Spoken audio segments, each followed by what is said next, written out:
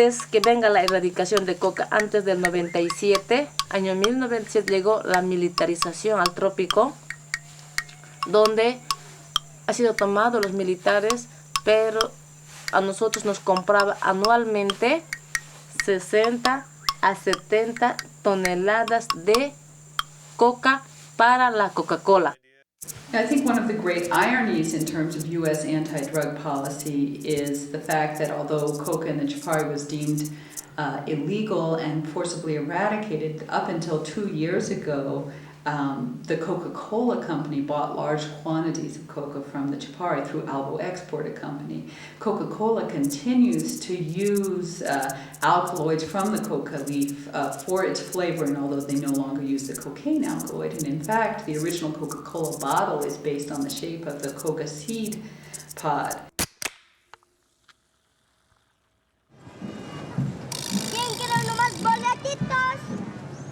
By the 1980s, the cocaine alkaloid might have been long removed from a Coca-Cola drink, but 70 years of prohibition had done little to squash the insatiable American appetite for cocaine. In 1988, a year prior to Bush Sr. declaring a war against drugs in his presidential inaugural address, the Bolivian government, under pressure from the US, implemented Law 1008, the Bolivian anti-narcotics law. It is a law that presumes guilt before innocence, and it has become the framework for the drug war in Bolivia.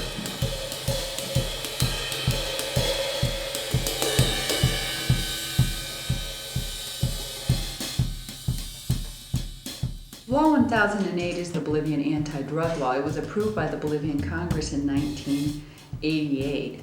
There were several key elements of this law that violate the Bolivian Constitution. This law was passed under a great deal of U.S. pressure, and in fact, in one meeting in the embassy during 1998, one embassy official stated they had no official position on the law, and another one said, how can you not have a position if you wrote the damn thing? I think there's a clear evolution between the production of coca, which is what the coca-lers are doing, and its use for narco-trafficking. All the coca in the Chapare region, except for a small amount, is by law illegal. Todos los campesinos, como también todos los dirigentes, saben muy bien que la hoja de coca está desviándose, está yendo a las fábricas de cocaína para producir la cocaína base. Essentially the only use for Chapare coca is narco-trafficking. Law 1008 designated traditional coca zones where coca could be legally grown. One of these areas is in the Chapare. The problem is that the region has been very poorly defined, and as the region is poorly defined, and although the U.S. Embassy consistently stipulates that all Chapare coca is illegal, that's not the case. La ley 1008 nos dice erradicar tu coca voluntariamente, y no dice en la ley 1008 que pueden erradicar militares. Tipifica que esta coca va directo al narcotráfico es falso. Esta coca está yendo para el consumo de los mismos peones, del mismo dueño, para hacer trabajar en lo que es su producción alternativa, que son piñas, bananos. Porque aquí la gente, de acuerdo a la economía, aquí vivimos con coca. Tenemos que pistear coca para poder trabajar. One of the organizations that has had to deal with the fallout of Law 1008 is the Defensor del Pueblo. This is a constitutionally mandated independent ombudsman designed to protect human rights in Bolivia. Godfredo Reinicki heads the branch in El Chapare. El tema de la ley 1008, primeramente que ha sido trabajada en inglés, ¿no? Para nosotros es anticonstitucional. In 1998, the U.S. Embassy funded the construction of the Chimore prison beside the military base. Every prisoner is there due to Law 1008. Many of the prisoners have been in jail for over 3 years without a trial. It is Godfredo's job to try to maintain their few rights. The effect that we've seen with the implementation of Law 1008 has been the filling of the Bolivian prison system. At this point in time, 85% of all inmates in the Cochabamba prison system are as a result of Law 1008. In 1997, under pressure from the US for total coca eradication, the Bolivian government implemented a 5-year plan called Plan Dignity. Plan Dignity terminated with the new elections and with the departure of the former administration. It's a quite successful 5-year plan which reduced coca cultivation in the Chapare from about 50,000 hectares down to about 5,000. Unfortunately, one of the real legacies of Plan Dignity has been the militarization of the Chapare. Tiene militares de todo índole, tiene la CIA, la DEA y norteamericana y otras instituciones más que están militarizados. Both Bolivian government officials and U.S. government officials state that a permanent military presence is necessary in the region to maintain anti-drug efforts. Han cortado, ustedes han visto, será unos 10 metros a la redonda, digamos. Pero ellos lo miden como si fuera 3 hectáreas. Ellos han cortado esta planta aquí, ellos miden desde allá, para justificar su trabajo ante el gobierno y sacar más dinero. Yes. I think that from what we've seen in Bolivia, eradication can be successful in decreasing the amount of illicit coca in a country. We've proven that in Bolivia. La erradicación afecta no solamente a mi vida, sino que le afecta a toda la familia humilde que tan solamente viven y se agarran económicamente de la coca. No da otro producto aquí y por eso harto afecta a la familia y tanto a la vida humana. I think that everyone agrees now in Bolivia that zero coca is impossible and that the total eradication of coca plants will never happen. With the massive eradication carried out through militarization and Plan Dignidad, coca growers began to aggressively replant coca crops as alternative development products did not give them sufficient income to survive. Yo estoy convencido que nadie, aunque que entre gobiernos de turno, no se va a perder la coca. Porque nosotros somos humanos. No hemos creado esa planta nosotros, sino que Dios ha creado. Y es el único que puede hacer perder. ¿No?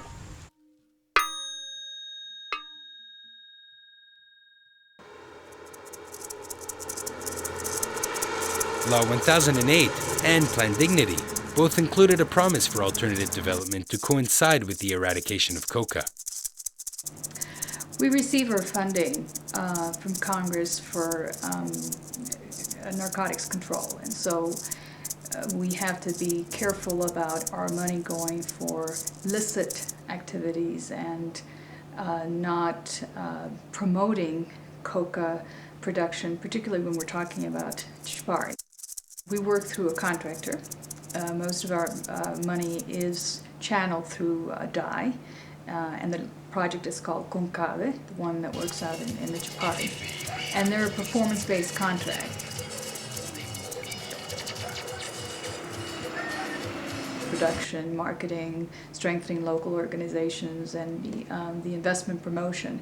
Under each of those 4 components, we have a series of indicators, 3 or 4 depending on which component. And those have targets. Ese desarrollo no está funcionando como debe funcionar.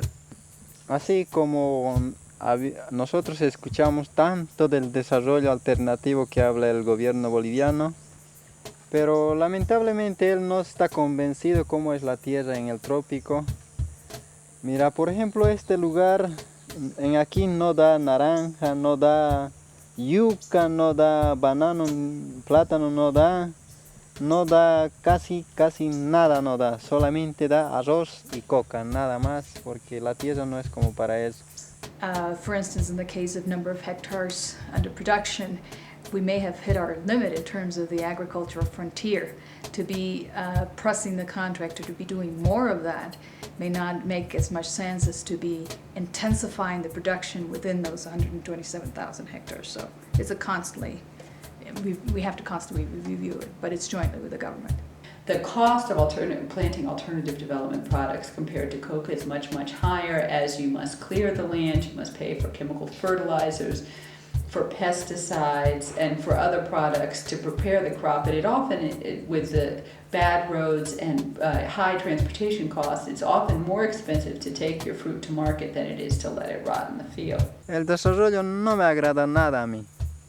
Sí, eso es una mafia y nombre de desarrollo alternativo para el gobierno. Sí. Me entiendo al presidente de Estados Unidos.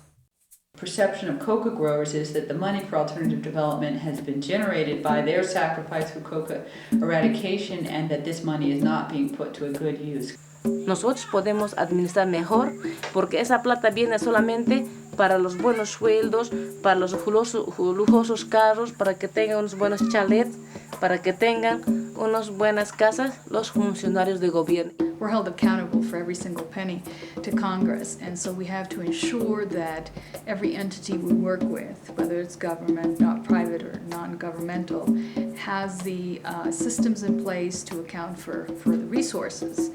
And in general, in Bolivia, the institutions are very weak. The alternative development efforts have been marred by a series of strategic errors. There was a point in time in the early 90s when alternative development officials had suggested that Bolivian farmers in the Chapare should grow citrus and soy as viable crops, but the U.S. agricultural lobby did not permit that, as they were afraid that it would interfere with U.S. markets. We never expected that the Chapare would actually be attracting families as opposed to people leaving. And so there are people who are not being reached. One of the main signs of rejection of alternative development programs was the sacking and burning of some alternative development project and installations and association offices during late March. Many coca farmers have been charged with the vandalism. Leonilda Zurita is one of those accused.